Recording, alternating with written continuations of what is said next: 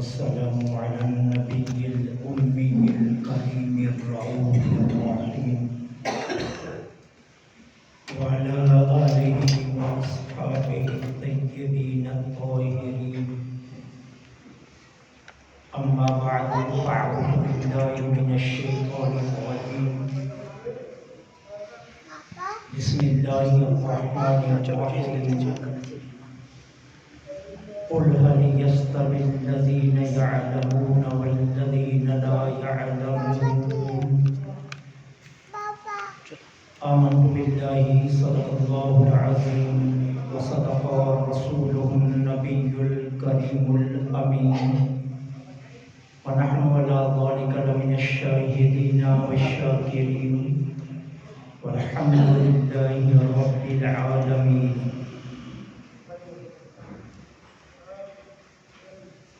تمام تعریفیں اللہ رب العالمین جل سبحانہ و تعالی کے لیے خاص ہیں،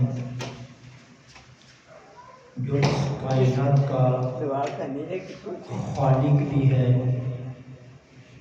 اور ہم سب کا مالک بھی.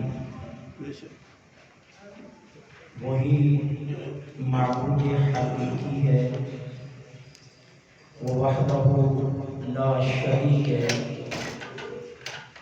اس کا کوئی ہمسر اور شریک نہیں ہے. کائنات ارض و سما کے ہر ذرے کے بدلے میں تا قیام قیامت اربوں خربوں کے حساب سے درود و سلام آقا نامدار مدنی تاجدار فخر دو عالم میرے اور آپ کے آقا گناہگاروں کے شفیع، بے آسروں کے آسرا، یتیموں کے ماوا، بے کسوں کے منجا، شہنشاہ حسینہ آمینہ کے لال حضرت عبداللہ کے نخل جگر، رب العالمین کے محبوب عالم حضرت سیدنا محمد صلی اللہ علیہ وسلم کی ذات پاک پر، جن کے صدقے میں اللہ جل سبحانہ و تعالی نے ہمیں انگنت بے شمار لاتعداد نعمتوں سے مالا مال فرمایا. ذی وقار محترم اور محتشم سامعین، قرآن کریم فرقان حمید کی آیہ مقدسہ سے جو مختصر سا حصہ میں نے تلاوت کیا، اس میں اللہ جل سبحانہ و تعالی ارشاد فرماتے ہیں: هل يستوي الذين يعلمون والذين لا يعلمون، کہ علم والے اور بغیر علم کے یہ مساوی اور برابر نہیں ہو سکتے. علم والوں کو اللہ جل سبحانہ و تعالی نے باقی تمام لوگوں پر فضیلت عطا فرمائی ہے، اور علم کی بنیاد پر انہیں باقی لوگوں کے مقابلے میں اللہ جل سبحانہ و تعالی نے ممتاز فرمایا ہے.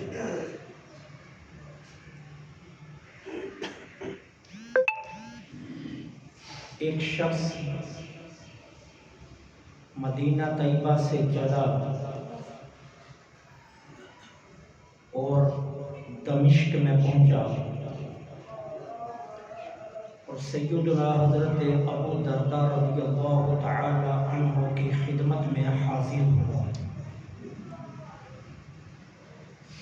اور عرض کرتا ہے کہ میں یہاں فقط اس مقصد کے لیے آیا ہوں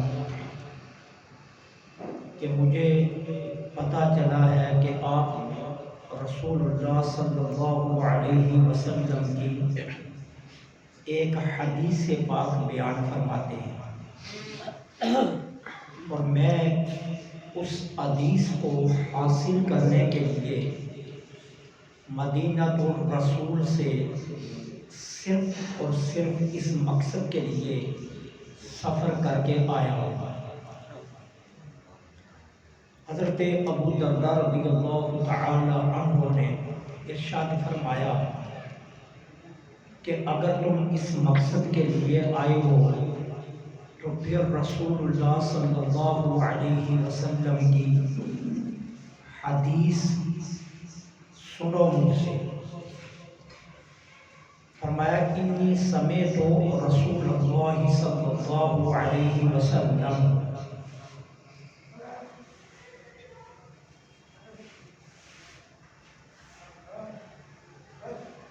من سلک طریقا یطلب فیہ العلم سلک اللہ طریقا من طرق الجنہ، کہ میں نے رسول اللہ صلی اللہ علیہ وسلم سے خود یہ سنا کہ اللہ کے محبوب صلی اللہ علیہ وسلم فرماتے ہیں کہ جو کسی ایسے راستے پر چلا کہ اس راستے پر چلنے کا اس کا بنیادی مقصد طلب علم تھا، حصول علم کے لیے وہ راستے پر چلا، تو اللہ تعالی اسے جنت کے راستوں میں سے ایک راستے پر چلائے گا۔ وَإِنَّ الْمَلَائِكَةَ لَتَضَعُ أَجْنِحَتَهَا رِضًا لِطَالِبِ الْعِلْمِ، اور بے شک اللہ کے ملائکہ طالب علم کے قدموں کے نیچے اپنے پر اس کی رضا کے لیے بچاتے ہیں۔ سبحان اللہ۔ یہ اعزاز، یہ تقریم صاحب علم کے لیے ہے، اور رسول اللہ صلی اللہ علیہ وسلم نے یہ اعزاز اس کے لیے بیان فرمایا کہ جو علم کے راستے پر چلتا ہے۔ آج اگر کسی بھی ملک کا حکمران کسی دوسرے ملک میں چلا جائے اور وہاں اسے ریڈ کارپٹ کا استقبال دیا جائے تو میڈیا کے ذریعے پوری دنیا میں اس کو نمایاں کیا جاتا ہے، اور یہ بتایا جاتا ہے کہ ریڈ کارپٹ کا پروٹوکول بہت بڑا اعزاز ہے۔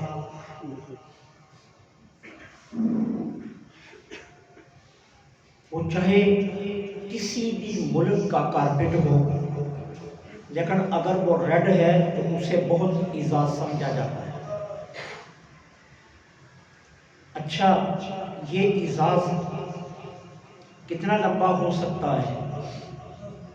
1 کلومیٹر، 2 کلومیٹر، یا اس سے زائد کرنے میں 5 کلومیٹر تک لے جاتا ہوں کہ اس کو ریڈ کارپٹ کا پروٹوکول دیا گیا، اور پوری دنیا میں اس کو نمایاں کیا گیا، بطور فخر اس کو بیان کیا گیا، اور بطور اعزاز بیان کیا گیا کہ اسے ریڈ کارپٹ کا پروٹوکول ملا۔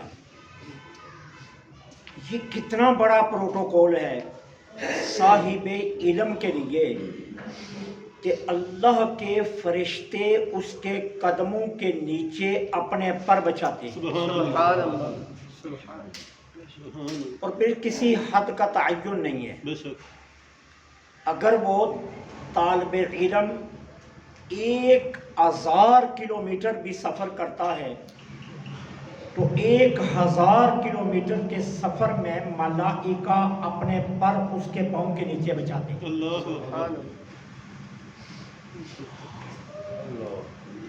یہ صاحب علم کے لیے اعزاز رکھا گیا ہے۔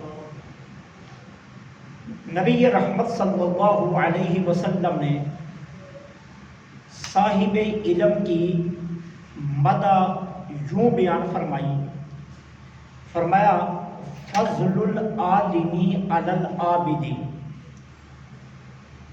کفضل بدر القمر علی الکواکب، وفی مقام آخر فضل العالمی علی العابد کفضلی علی ادناکم او کما قال علیہ السلام۔ آقا کریم علیہ السلام نے فرمایا ایک عالم کی فضیلت عابد پر، عام شخص کی بات نہیں کر رہا، یہاں کسی ادنا کی بات نہیں ہو رہی ہے، عابد کی بات ہو رہی ہے، جو شب بیدار ہے، جو ہمان لمحات اللہ کی عبادت میں مصروف ہے، جس کا شب و روز رضائے الہی میں گزرتا ہے۔ میرے آقا فرماتے ہیں عالم کی فضیلت عابد پر اس طرح ہے جس طرح 14ویں رات کے چاند کی فضیلت ستاروں پر ہے۔ اور دوسری جگہ پر میرے آقا نے یوں ارشاد فرمایا کہ عالم کی فضیلت عابد پر اس طرح ہے جس طرح مجھے ایک ادنا شخص پر فضیلت حاصل ہے، کہ ایک ادنا شخص کو میری ذات کے فضائل سے کوئی نسبت نہیں دی جا سکتی، اس طرح ایک عابد شب بیدار ہے، زہد و تقوی کا مالک ہے، لیکن وہ صاحب علم نہیں ہے، تو اس عابد پر عالم کی فضیلت اسی طرح ہے جس طرح ایک ادنا پر مجھ محمد صلی اللہ علیہ وسلم کو فضیلت حاصل ہے۔ یہ صاحب علم کا رتبہ ہے، صاحب علم کا مقام ہے۔ سلطان محمود غزنوی علیہ الرحمہ کو 3 باتوں میں ہمیشہ شک رہا۔ ایک تو اسے اپنی ولدیت پر شکوک و شبہات تھے کہ آیا میں واقعہ ہی سبقتین کا بیٹا ہوں، اور اس بارے میں سلطان محمود غزنوی ہمیشہ متذبذب رہا کرتے تھے۔ دوسرا انہوں نے ایک حدیث علماء سے سنی کہ علماء ورثۃ الانبیاء، کہ علماء انبیاء کے وارث ہیں۔ انہیں اس پر شک تھا کہ یہ رسول اللہ صلی اللہ علیہ وسلم کا فرمان سچا ہے یا کسی نے بنایا ہے۔ اور تیسرا انہیں روز محشر اٹھائے جانے پر تذبذب تھا۔ سلطان نے اس سلسلے میں بہت سے علماء سے رابطہ کیا، لیکن وہ شکوک و شبہات کی دنیا سے نکل نہ سکے۔ ایک شب سلطان شکار کے لیے نکلے اور خادم خاص چراغ لے کر آگے چل رہا تھا۔ سلطان سفر کرتے کرتے دور آبادی سے باہر چلے گئے۔ کیا دیکھا کہ ایک بچہ دین کی کتاب لے کر چاند کی روشنی میں مطالعہ کر رہا ہوں۔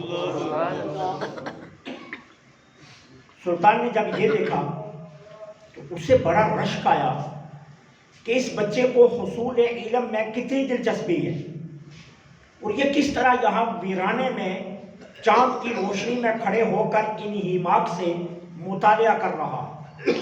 سلطان اس کے قریب آئے، کہا بیٹے تمہارے پاس چراغ نہیں ہے؟ اس نے کہا جی میرے پاس چراغ نہیں ہے۔ تو تم کہاں پڑھتے ہو؟ کہا میں فلاں مدرسے میں پڑھتا ہوں۔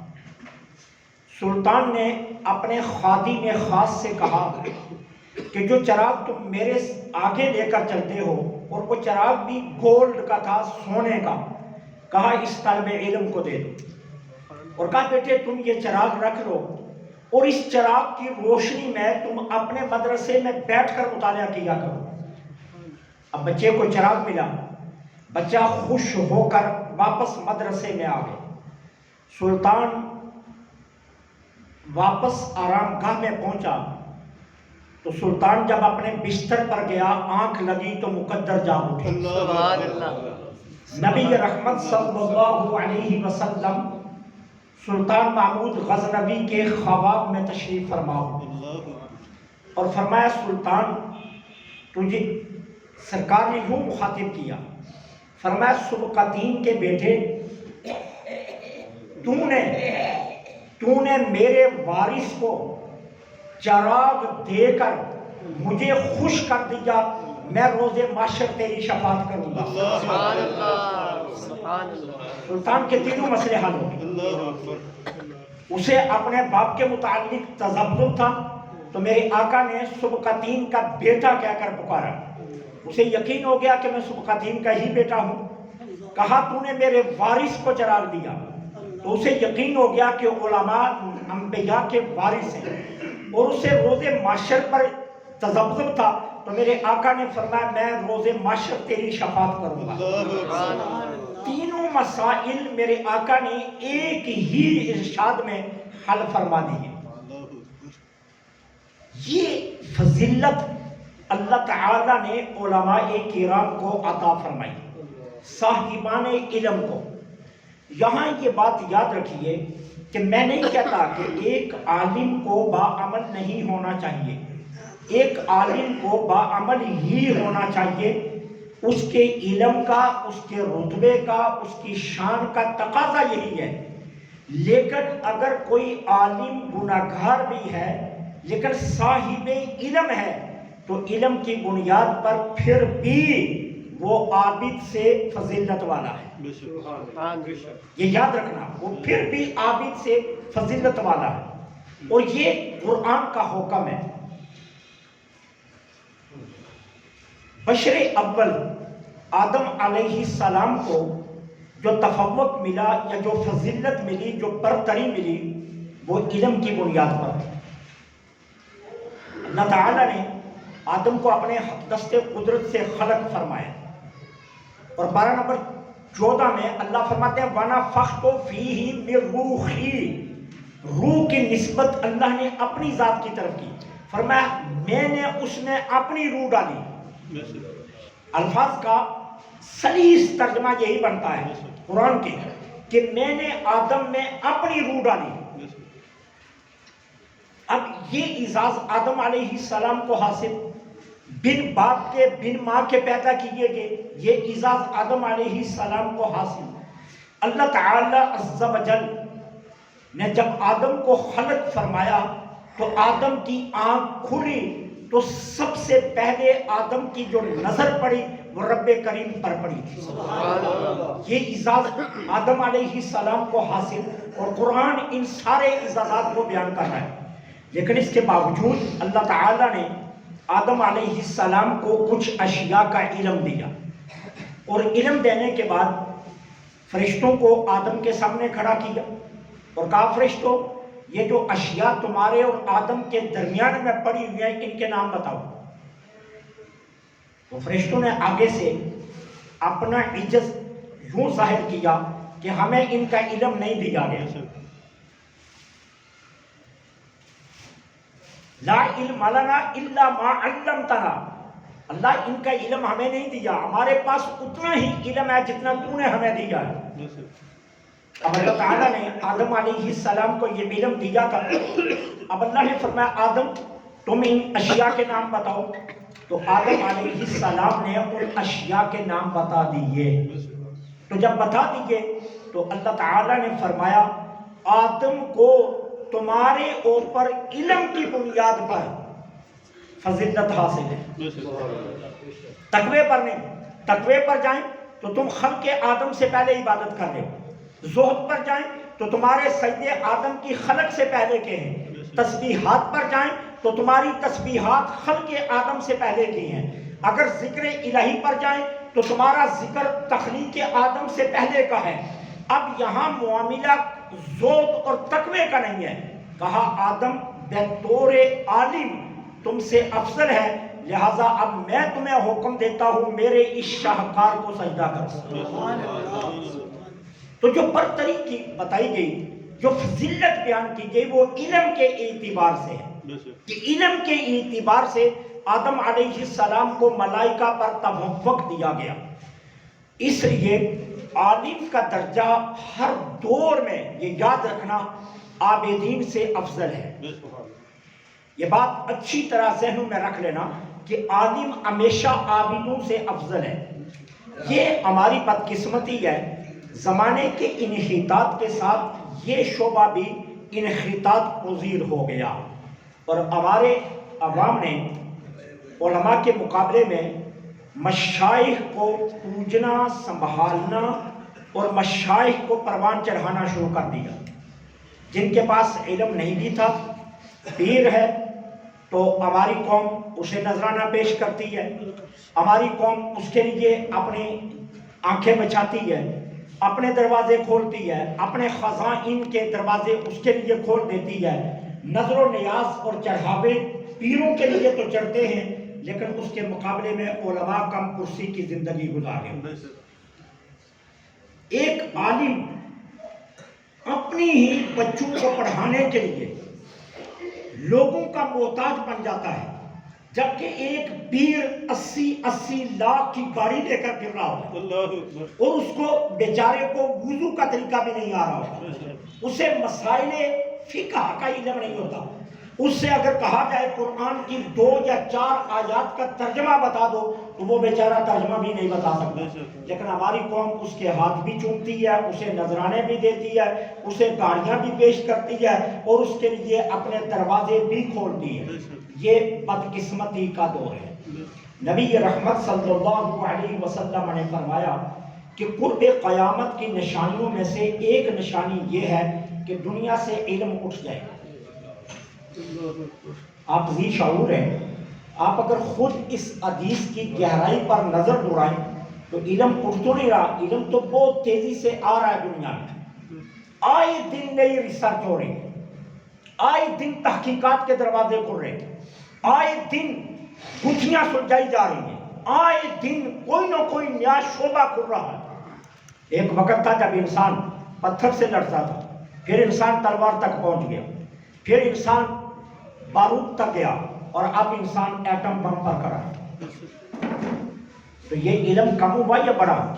علم تو بڑھ رہا ہے، تحقیقات بڑھ رہی ہیں۔ انسان پیادل سفر کرتا تھا، پھر گھوڑوں پر آ گیا، اونٹوں پر، خچروں پر، گدھوں پر آ گیا، پھر انسان نے گاڑیاں ایجاد کر دی، اور اب انسان اتنی ترقی کر گیا کہ وہ فضا میں جہازوں کو اڑا رہا ہے۔ تو علم تو بڑا ہے، علم تو کم نہیں ہوا، علم تو بڑھتا جا رہا ہے۔ ایک وقت تھا جب انسان کے وجود پر لباس پہ ترتیب ہوا کرتا تھا، اور آج انسان کے وجود پر اتنا خوبصورت لباس ہے کہ انسان تو ترقی کر رہا ہے، علم ترقی کر رہا ہے، علم کم تو نہیں ہوا۔ تو محدثین فرماتے ہیں اس حدیث کا اصل ترجمہ کیا بنتا ہے؟ اصل ترجمہ یہ بنتا ہے کہ قرب قیامت کی نشانیوں میں سے ایک نشانی یہ ہے کہ دنیا سے علماء اٹھ جائیں۔ علم اٹھ جانے کا مطلب یہ ہے کہ دنیا سے علماء اٹھ جائیں گے، علماء اٹھ جائیں گے۔ جب علماء دنیا سے اٹھ جائیں گے تو سمجھ لو کہ قیامت قریب آ جائے گی۔ یہ قرب قیامت کی نشانیوں میں سے ایک نشانی جو حدیث پاک میں بیان کی گئی۔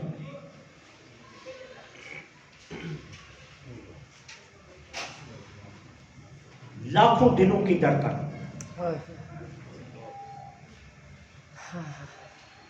جس نے نوجوانوں میں جذبہ عشق پیدا کیا، ناموس رسالت کا پہرے دار بنایا، جس نے اپنی تمام معذوریوں کے باوجود قوم کو نبی سے باوفا کر دیا۔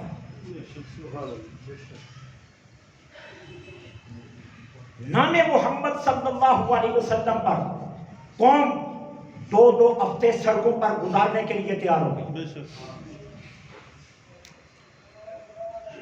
امیر المجاہدین، کروڑوں دلوں کی دھڑکن، حضرت علامہ مولانا خادم حسین رضوی رحمت اللہ علیہ کا اٹھ جانا یہ معمولی بات نہیں ہے، دنیا سے چلے جانا یہ معمولی بات نہیں ہے، یہ وہ خلا ہے جسے بہت صدیوں کے بعد بھی پر نہیں کیا جائے۔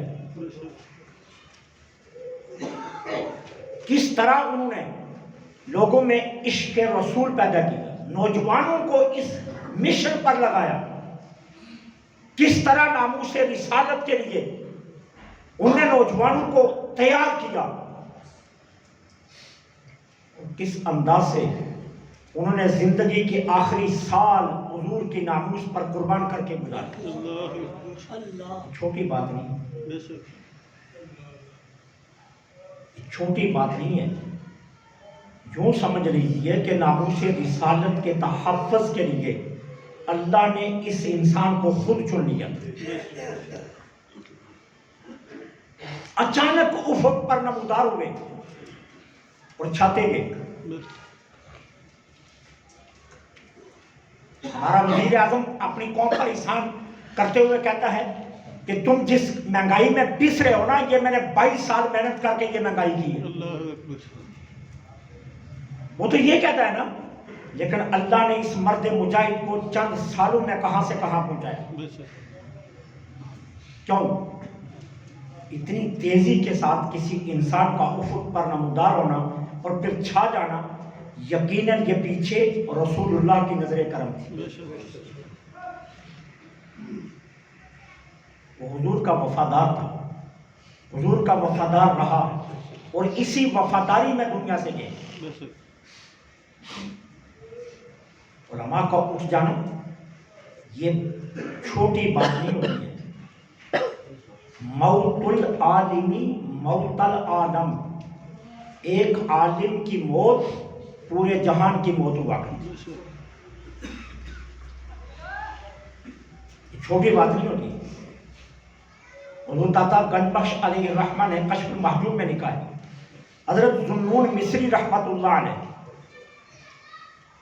بہت بڑے صاحب تھے، لیکن زہد کے بجائے وہ علم کو ترجیح دیتے تھے اور علم کی طرف ان کا رجحان زیادہ تھا، لہذا حضرت ذوالنون مصری کسی سے ہاتھ نہیں چمواتے تھے۔ حضرت ذوالنون مصری نظر و نیاز کے چکر میں نہیں تھے، انہوں نے اپنی زندگی علم کی خدمت میں گزاری اور علم کی طرف ان کا شغف رہا۔ جس شب ان کا وصال ہوا، بغداد میں کسی کو نہیں پتا تھا کہ حضرت ذوالنون مصری جو ہے وہ وصال کر گئے، کیونکہ لوگوں نے ایک عام عالم سمجھتے تھے اور لوگوں کا نظریہ نہیں تھا جس طرح آج نہیں ہے، لوگ عالم کو کچھ نہیں سمجھتے اور جاہل پیر کو چومتے پھرتے ہیں۔ یہی حال اس وقت بغداد میں تھا۔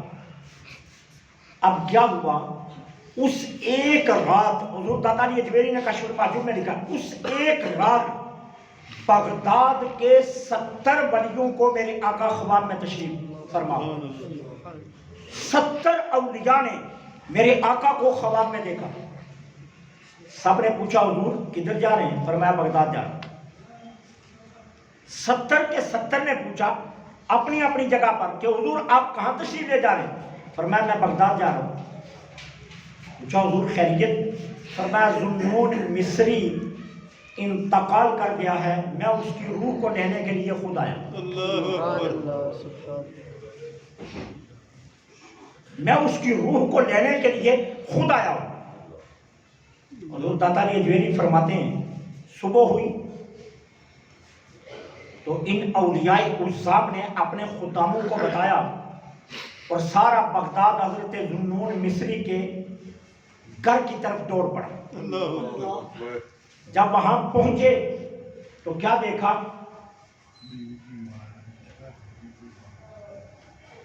حضرت ذوالنون مصری رحمت اللہ علیہ کے ماتھے پر نور سے یہ الفاظ لکھے ہوئے تھے کہ خادم دین اللہ کی محبت میں مر گئے۔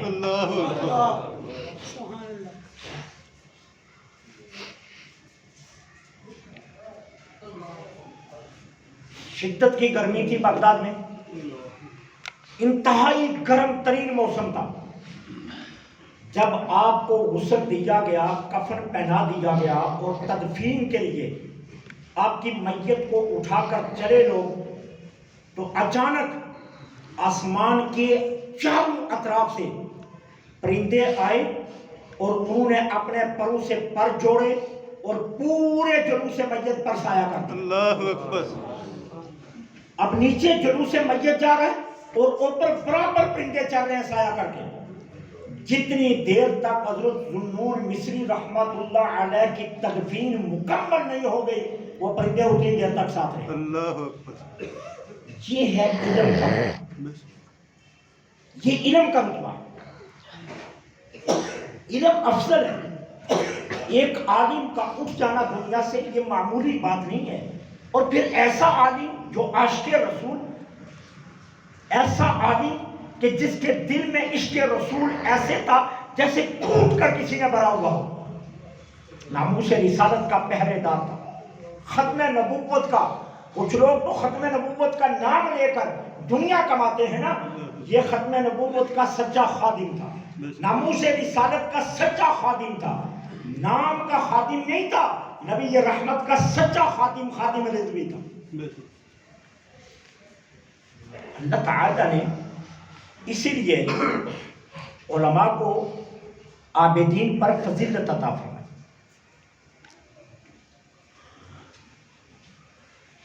عالم کی فضیلت ہمیشہ مسلم، کسی زاہد کو کسی نبی کا وارث قرار نہیں دیا گیا، کسی صاحب تقویٰ کو کسی نبی کا وارث قرار نہیں دیا گیا، اور آقا کریم نے فرمایا علماء میرے وارث ہیں،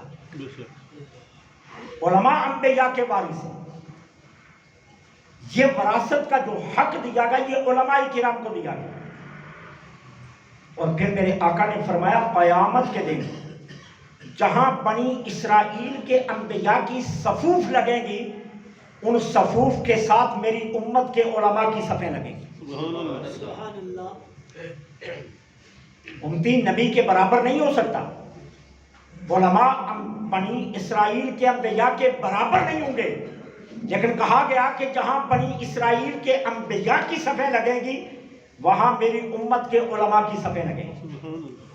یہ علماء کو اللہ تعالیٰ اس کے رسول صلی اللہ علیہ وسلم نے فضیلت دی۔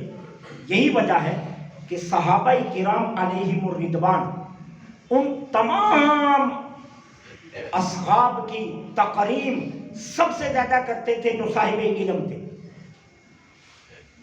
عبداللہ بن عباس رضی اللہ تعالی مفسر قرآن ہے۔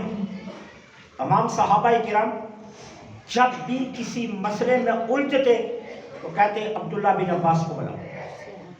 عبداللہ بن مسعود کو میرے آقا نے اپنی امت کا فقی قرار دیا، تو صحابہ کرام کو جب کسی فقی مسئلے کی ضرورت ہوتی عبداللہ بن مسعود کو بلایا جاتا۔ کبار صحابہ بھی مسجد نبوی میں بیٹھے ہوتے، عبداللہ بن مسعود کو دیکھ کر کھڑے ہو جاتے استقبال کے لیے، کہ ایک عالم کا استقبال لازم ہے۔ ایک عالم کی فضیلت برتری یہ اللہ تعالیٰ نے اور اس کے رسول صلی اللہ علیہ وسلم نے عطا فرمائی ہے۔ اس لیے اللہ فرماتا ہے یستوی الذین یعلمون والذین لا یعلمون، کہ جو جاننے والا ہے اور جو نہیں جاننے والا یہ دونوں برابر نہیں ہو سکتے، نہیں ہو سکتے۔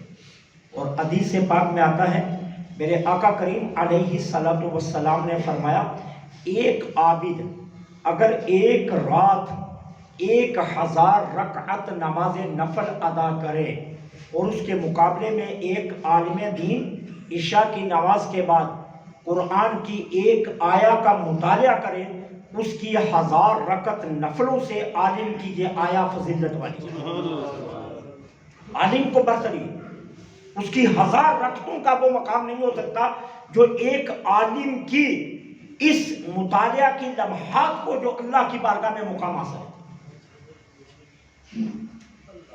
علامہ خادم رضوی ایک ہی لمحے میں وقت کے بہت بڑے عالم بھی تھے، شیخ الحدیث بھی تھے،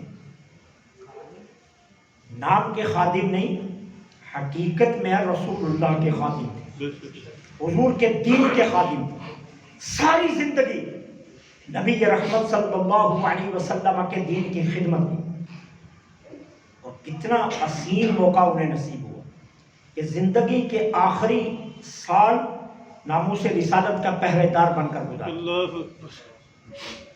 کسی جماعت کو یہ توفیق نہیں ہوئی، حکومت وقت نہیں بولی، جو ریاست مدینہ کا دعویٰ کرتے ہیں انہیں جرأت نہیں ہوئی، ان بیچاروں کو اتنی جرأت نہیں ہوئی کہ ہم ریاست مدینہ کا دعویٰ کرتے ہیں، ہم ریاست مدینہ ناموس رسالت سے بنتی ہے، بندے اکٹھے کرنے سے نہیں بنتی، احتجاج کرنے سے، اچھی تقریریں کرنے سے نہیں بنتی ہے، ناموس رسالت کی پہرے داری سے بنتی ہے۔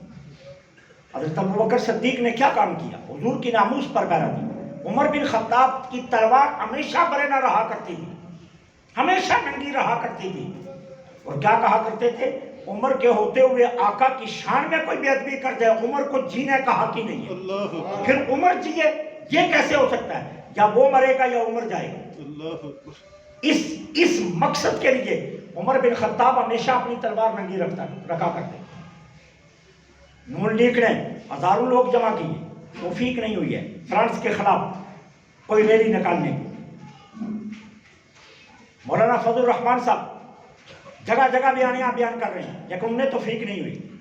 سراج الحق صاحب اللہ ان کی والدہ کے درجات بلند کرے، انہیں احتجاج کا حق جانا توفیق نہیں ہوئی ہے، پیپلز پارٹی کو توفیق نہیں ہوئی ہے، موجودہ حکومت کو توفیق نہیں ہوئی ہے، اور جب سب خاموش بیٹھ گئے تو رسول اللہ کی ناموس کا پہرے دار باہر نکلا،